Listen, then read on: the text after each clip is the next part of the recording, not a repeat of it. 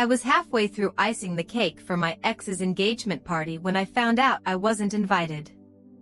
Ridiculous, right? There I was, piping delicate white roses onto a red velvet monstrosity, handcrafted with love, apparently, for the man I used to dream of marrying, and his new fiancée didn't even know I existed. My name wasn't on the guest list. Hell, it wasn't even in the room.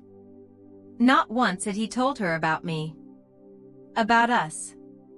About the 6 years we spent building a life together before he ghosted me like I was some awkward date from Tinder. And now, here I was, covered in powdered sugar and fake optimism, watching my replacement get all the things I once had. That cake? It wasn't just dessert. It was a funeral for every memory we ever made. And the worst part? He looked happier than I'd ever seen him, without me. I met Eli when I was 22, broke, exhausted, and working 3 part-time jobs just to keep the lights on in my 1-bedroom shoebox in Chicago. He was my customer at the bookstore cafe, the kind of guy who smelled like cedarwood and wore button-downs that always looked a little too expensive for the neighborhood. He ordered the same thing every time, Americano, no room, and a blueberry scone. One day, I slipped my number into the pastry bag. He texted me before he even walked out the door. We started dating that night. At least, it felt like it. Eli had this way of making you feel like the only person in the room. Like your thoughts mattered more than gravity. We moved in together 6 months later. Everyone told me it was too fast. I told them it felt inevitable. 6 years passed like a movie montage. Holidays, promotions, family drama, car breakdowns. I baked every birthday cake he ever had. And I mean literally, every single one. It became our thing. He'd give me some ridiculous flavor combo, and I'd make it happen. Cherry cola fudge, pistachio key lime, bourbon chai. Every bite had a memory baked into it. Then came the Seattle job. It wasn't just a job. It was the job. The kind of opportunity that makes your heart race and your gut sink. Eli got the offer in October. We were supposed to go together. I was already looking at bakeries to transfer to. But something changed. He started sleeping on the edge of the bed. Stopped making coffee in the mornings. When I asked what was wrong, he said he was just stressed. 2 weeks before the move, he told me he wanted to take space. He packed his things in one night. No dramatic fight. No cheating. Just a weird, distant goodbye. Like I was some chapter he'd outgrown. I kept waiting for him to come back. For a text. A call. Anything. It never came. I didn't hear from Eli for 14 months. Then, one random Monday afternoon, I got an email. Not even from him, from a mutual friend named Aaron, who used to love third-wheeling our date nights. Subject line, need a favor, desperately. Inside was a simple message, hey, long shot, but you still bake, right? Eli's getting engaged. His fiancée wants a custom red velvet cake. I showed her your Instagram and she's obsessed. Think you'd be willing to do it? I reread the message 3 times. I thought it was a joke at first. But it wasn't. It was real. I was being asked to make a cake for the man who once said he couldn't imagine growing old without me, and the woman he was now promising forever to. And here's the part that should have been a clear no. The part where anyone with an ounce of self-respect would have declined and blocked their number. I said yes. I told myself it was just business. That it meant nothing. But deep down, I think I believed, no, hoped, that Eli would come to the pickup. That he'd see me again and realize something. Anything. The first draft of the cake was a mess. I overbaked the layers, the cream cheese icing curdled, and I ended up crying over a bowl of melted butter like some deranged Food Network contestant. Every part of my body screamed, "Don't do this." But I kept going. The final version looked perfect. Red velvet sponge, white chocolate curls, pressed edible flowers around the base. The top read, always E+S in delicate gold script. S. Her name started with S. I didn't even know what it was. Sarah? Sophia? Satan? It didn't matter. The order was being picked up by a planner named Lydia. No Eli. No dramatic reunion. Just a handoff and a Venmo transfer. Except, when I got to the bakery that morning, he was there. Standing outside the glass door, hands in his pockets like he hadn't disappeared without explanation over a year ago. "Hey," he said, like we'd spoken last week. I didn't say anything. Just handed him the cake box. His fingers brushed mine. He smiled. "This looks perfect." "Of course it does." "Thanks," I said. "Congratulations, by the way." He nodded, but his eyes didn't meet mine. "Yeah.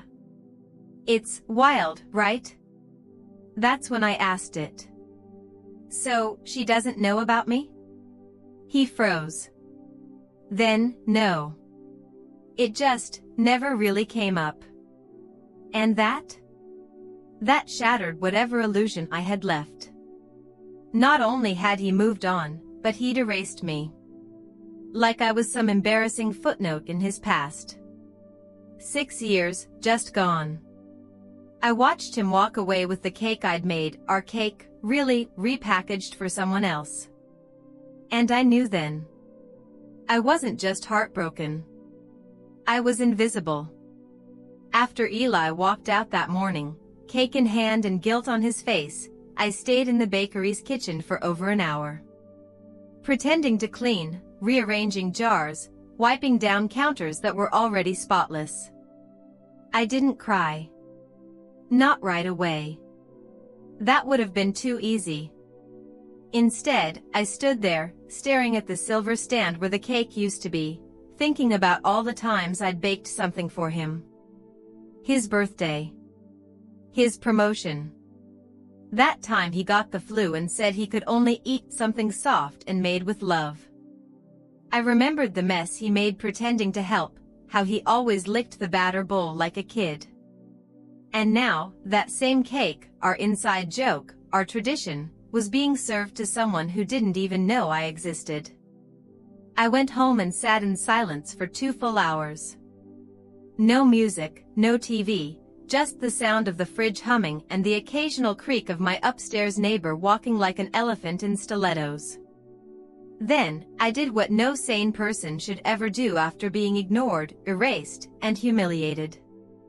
I opened Instagram. There it was.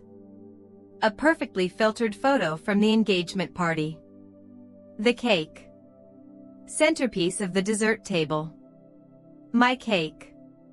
The caption read, "Can't wait to spend forever with you. Thank you at Florenfire for the dreamiest cake ever." I zoomed in on the couple behind it. Eli had his hand on her waist. She was laughing, eyes closed, head tilted back like she'd never known sadness in her entire life. And him? He looked calm. Secure. Like he belonged there. With her. I felt something rupture in my chest. This wasn't temporary. This wasn't a rebound. This was a man who had built a whole new life, and made sure there wasn't even a shadow of me left in it. I stopped sleeping after that. I'd wake up at 2 a.m. and just scroll. Not through Eli's page, he barely posted, but through hers. Sloane. That was her name. Of course it was. Sloan with the perfect teeth and recycled fashion captions. Sloan who documented her yoga classes and beach sunsets and morning matcha routines like she was born for this perfectly curated soft life aesthetic. She had no idea. No idea that I had once been where she was standing. No idea that the man she called soulmate had once whispered the same word to me after sex, after Sunday pancakes, after a night of crying on the floor over my mother's death. And he hadn't even told her. I started screenshotting everything. Her posts, their comments, his tagged photos. I couldn't help it. It became a nightly ritual. Like pulling off a scab just to make sure the wound was still there. I thought about messaging her. Just one little note, ask him who made his birthday cake 4 years ago. But I didn't. Because if I did that, I'd be the crazy ex. The bitter leftover. The woman who couldn't move on. Even though, in truth, I hadn't moved at all. I'd stayed exactly where he left me. 3 weeks after the engagement party, I got a text. From him. Eli, hey. Just wanted to say thank you again for the cake. Everyone loved it. I stared at the message so long my phone dimmed. No apology. No explanation. Just a hollow thank you like I was some vendor he barely knew. I didn't respond. I left it on read. But the silence didn't satisfy me, it felt like biting into a cake with no sugar. 3 days later, I cracked. Me, you didn't tell her about me. It took him an hour to respond. Eli, it's complicated. Complicated. Like I was some messy footnote in a clean chapter. I didn't answer after that. I couldn't. Because the more I typed, the more I realized he didn't deserve my words. I wish I could tell you I moved on after that. That I met someone, had a dramatic rebound, fell in love, got therapy. I didn't. What I did instead was spiral. I started baking obsessively, cakes, pies, tarts, cookies. My apartment smelled like sugar and heartbreak every day. I told myself I was just working, just trying new recipes. But deep down I knew, I was trying to recreate something. Maybe even destroy it. And then one day, Erin, the same friend who'd sent the email, messaged me again. She was hosting a local pop-up event. Wanted me to come. Said Sloan would be there. That should have been my cue to decline. To block, to burn bridges, to finally free myself from this sick obsession. But I said yes. Not because I wanted closure. But because I wanted to see her in real life. Up close. To find a flaw, a crack, anything to confirm what I'd been telling myself for months, that she wasn't better, just newer.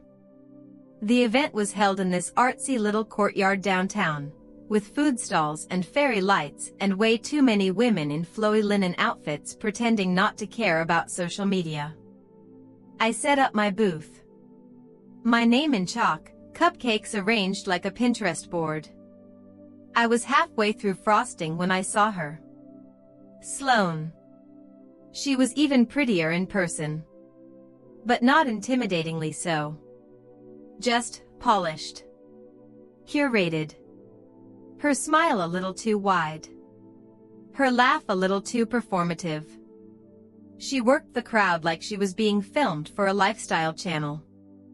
And then, she walked over to my booth. Picked up a cupcake. Smiled like she didn't know me. Because she didn't. I love your display, she said. So minimalist and elegant. Thanks, I managed, trying not to drop the spatula. She studied the cupcakes like she was choosing a diamond. Wait, she said suddenly. Did you do Eli's engagement cake? My breath caught. Yes. Her eyes lit up. Oh my God, it was amazing. Everyone was obsessed.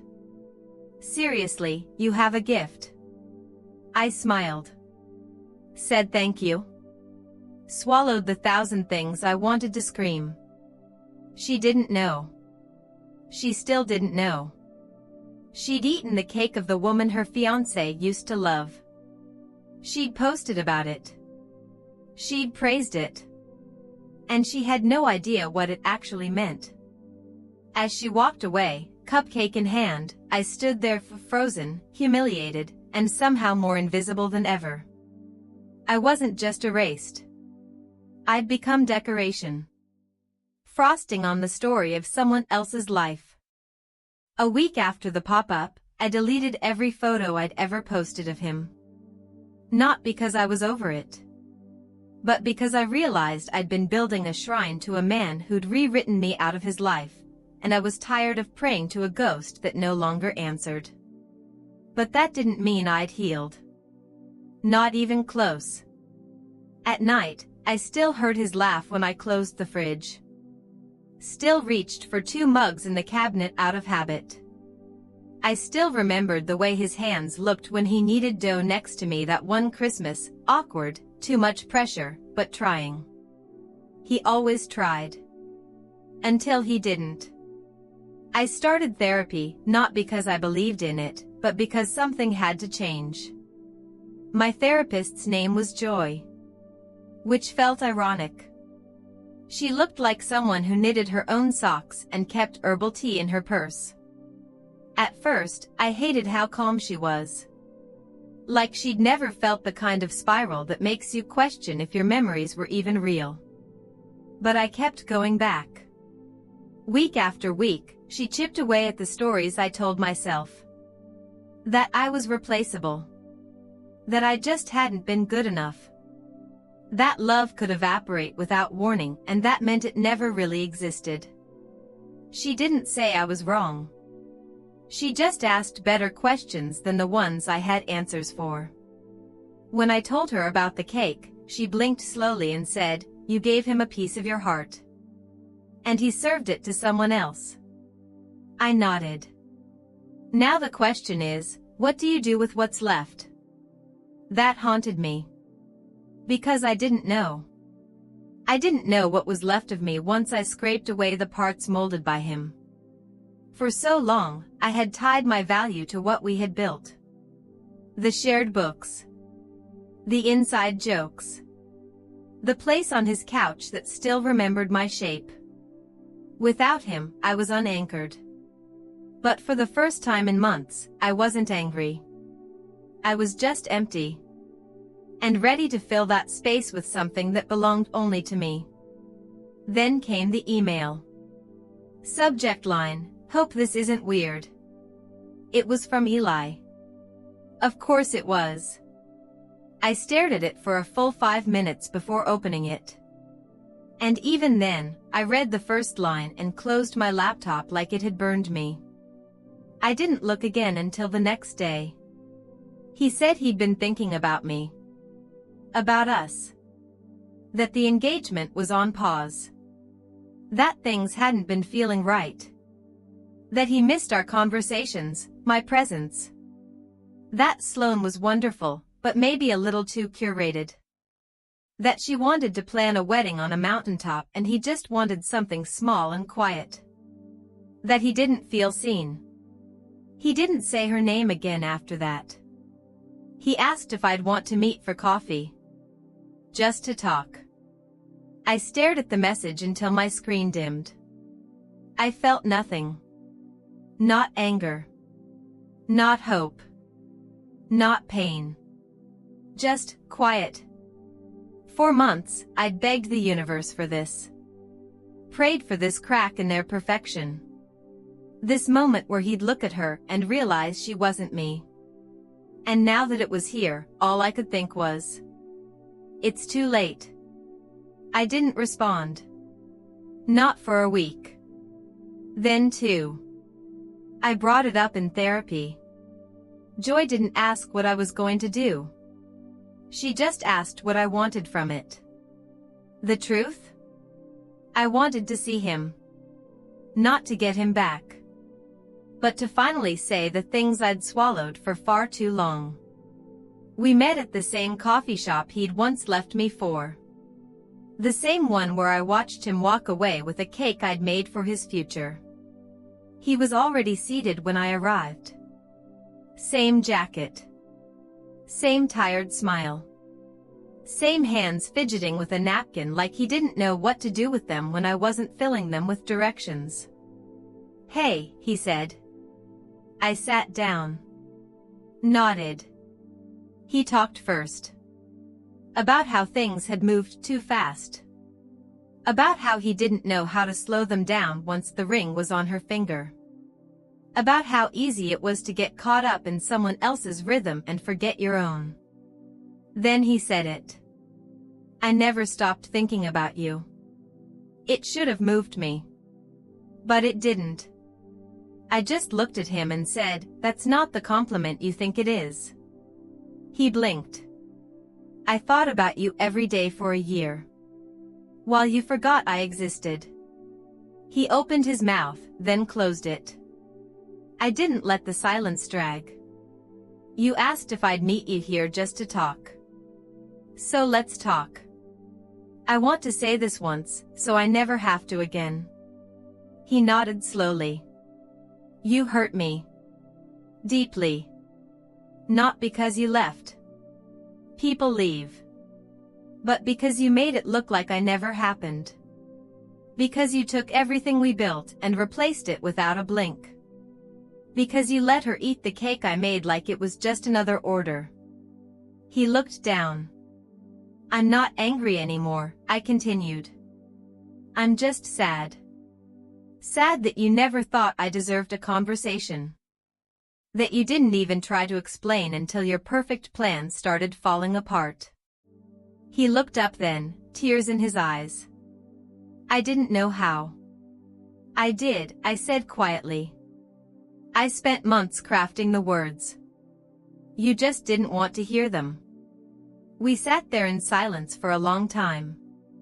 Finally, he whispered, "Do you think we could ever?" "No," I said, before he could finish. "Because I'm not who I was. And I hope you aren't either."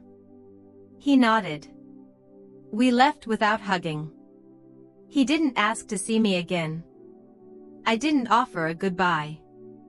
That night, I went home and baked a cake.